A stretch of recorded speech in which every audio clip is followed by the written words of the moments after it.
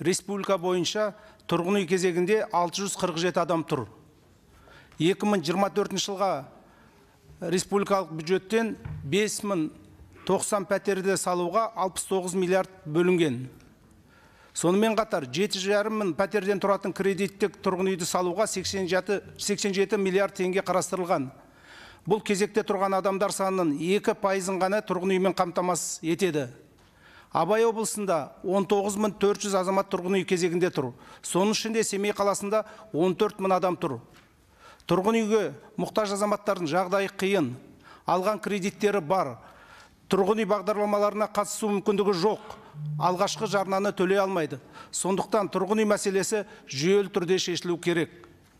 Жалпы кезекте тұрған азаматтарды тұрғын үймен қамтамасыз етуді жақсарту мақсатында парламент мәжілісі тиісті заңдарға өзгерістер енгізіп, жергілікті атқарушы органдарға салынған дайын тұрғын үйлерді сатып алу құзыреті берілді. Енді осыған қаражат бөлінсе, кезекте тұрған адамдарға тұрғын үй алу мүмкіндігі артады. Сондай-ақ заңсыз иемделген активтерді мемлекетке қайтару туралы заңға сәйкес, мемлекетке қайтарылған қаражаттың бір бөлігі кезекте тұрған азаматтарды тұрғын үймен қамтамасыз етуге жұмсалуы қажет.